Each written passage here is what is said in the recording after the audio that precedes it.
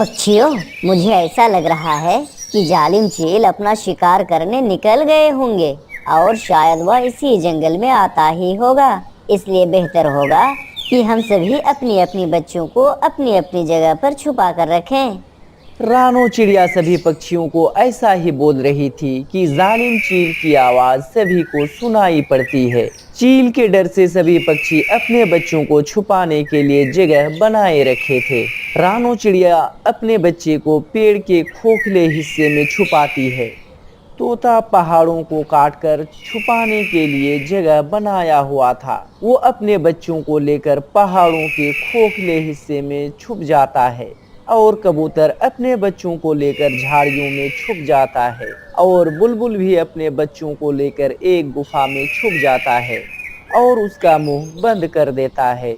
इतने में शिकारी चील उस जंगल पर पहुंच जाता है। शिकारी चील इधर उधर घूमता है पर उसे एक भी पक्षी दिखाई नहीं देता है। अरे क्या हुआ? एक भी पक्षी दिखाई नहीं पड़ी। सभी पक्षी मर गए हैं या मेरे डर से सभी पक्षी इस जंगल को छोड़कर भाग गए हैं? मुझे तो कुछ समझ में नहीं आ रहा है। ऐसा बोलकर शिकारी चील वहां से चला जाता है और रानो चिड़िया पेड़ के खोखर से बाहर निकलकर बोलती है, सभी पक्षियों, बाहर आ जाओ। शिकारी चील अब यहाँ से चला गया है।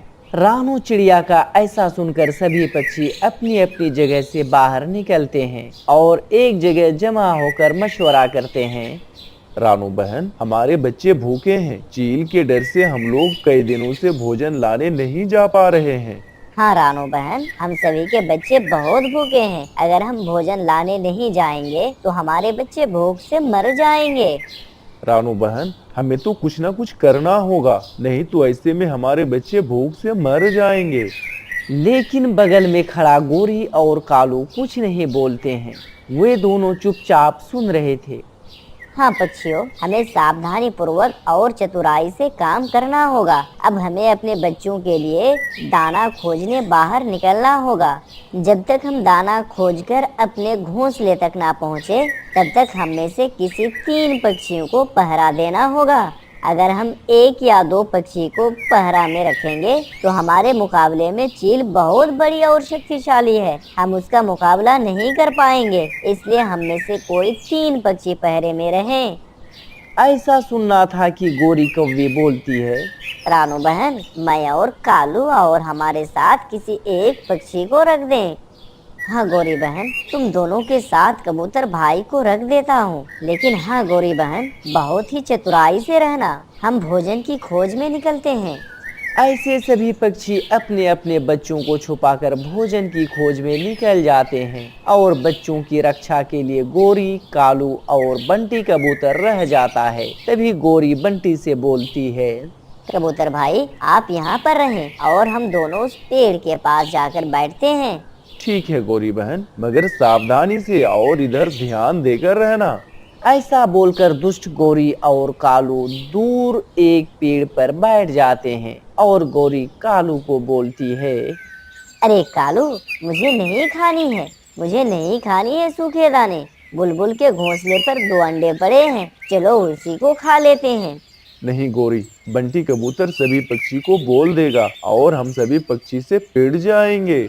हाँ तो कालू, एक काम करते हैं ना, चील के आते ही हम दोनों छुप जाएंगे और चील कबूतर को अकेले पाकर उठाकर ले जाएगा और हम दोनों आराम से अंडे पी जाएंगे।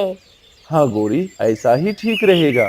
गोरी और कालू ऐसे बात कर रहे थे कि शिकारी चील की आवाज सुनाई पड़ती है। जैसे ही चील की आवाज सुनाई पड़ती है, गोरी और कालू झाड़ियों में छुप जाते हैं और कबूतर इधर उधर देखता है।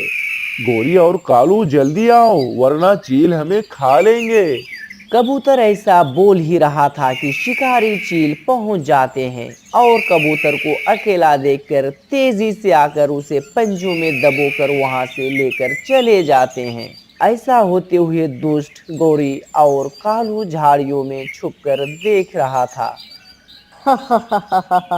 कालू, जल्दी जल्दी अंडा पी लेते हैं, नहीं तो चिड़िया दाना लेकर पहुंच जाएंगे। हाँ गोरी, जल्दी से अंडा पी लो, वरना पकड़े गए तो काम तमाम हो जाएगा। ऐसा बोलकर वे दोनों अंडा खाने लगते हैं और उधर सभी पक्षी दाना इकट्ठा कर लिए थे। अब हमें अपने घोंसले में लौट जाना चाहिए। क्यों, हम सभी को दाना मिल चुका है ना। ऐसा बोलकर सभी पक्षी दाना लेकर अपने घोंसले की ओर रवाना हो जाते हैं। कुछ समय बाद जब अपने घोंसले पर पहुंचते हैं तो देखते हैं कि गोरी और कालू रो रहा है। क्या हुआ गोरी बहन, आखिर बात क्या है।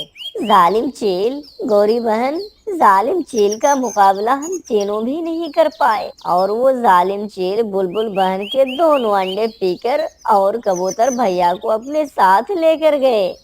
हाँ रानू बहन, हम तीनों मिलकर भी कुछ नहीं कर पाए। शिकारी चील बहुत शक्तिशाली है, हम सभी को साथ मिलकर लड़ना होगा। दुष्ट गोरी और कालू, इसमें तुम दोनों का कोई चाल है। तुम दोनों का कुछ नहीं हुआ और हमारे पति को जालिम चील खा गया। हाँ कबूतरी बहन, मेरे दोनों अंडे पी गए। मुझे ऐसा लगता है कि जालिम गोरी और कालू ने ही पिया होगा। नहीं बहन, ऐसा हम कैसे कर सकते हैं भला। अब हम सुधर गए हैं। ऐसे लड़ाई करने से कुछ नहीं होगा, इसकी जरूर जांच पड़ताल करेंगे। सुंदरवन के जंगल में एक जादूगर कौवा रहता है, उसके पास जाकर मैं जरूर पता करूंगा ताकि दूध का दूध और पानी का पानी हो जाए कि अंडा किसने पिया और कबूतर भाई को शिकारी चील कैसे उठा कर ले गया। ऐसे में रात हो जाती है और सभी पक्षी अपनी अपनी जगह पर चले जाते हैं और गोरी कौवी अपनी पति कालू कौवा से बोलती है। कालू, अब क्या करें। जादूगर कौवा तो अपनी जादुई आईने में सब कुछ दिखा देगा कि हम अंडा कैसे पिए। गोरी, ऐसा करते हैं, रातों रात हम यहाँ से भाग जाते हैं ताकि हमें भागते हुए कोई नहीं देख पाए। हाँ कालू जी, और हम उस शिकारी चील के पास चले जाएंगे और हम बोलेंगे कि हमें ना खाएं। इसके बदले हम चील को सारी बातें बता देंगे कि सभी चिड़िया अपने बच्चों को कहाँ पर छुपा कर रखती है। गोरी, ज्यादा बातें मत करो, जल्दी से भागो। कहीं ऐसा ना हो कि बात करते रहें और सुबह हो जाए और हम दोनों पकड़े जाएं।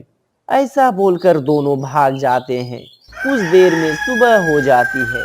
रानो चिड़िया जादूगर कौवा को बुला लाता है और सभी पक्षियों के सामने उसे सारी बातें बताती है।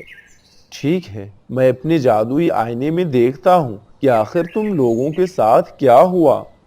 जादूगर कौवा अपनी जादुई छड़ी निकालता है और आंख बंद करके मन ही मन कुछ बोल रहा था कि तभी एक जादुई आईने में सब कुछ दिखाने लगता है। ये चील के आने पर कौवा और गोरी झाड़ियों में छुप गया है और कबूतर को चील उठाकर ले जाती है और इधर कौवा आराम से बुलबुल के अंडे पी रहे होते हैं।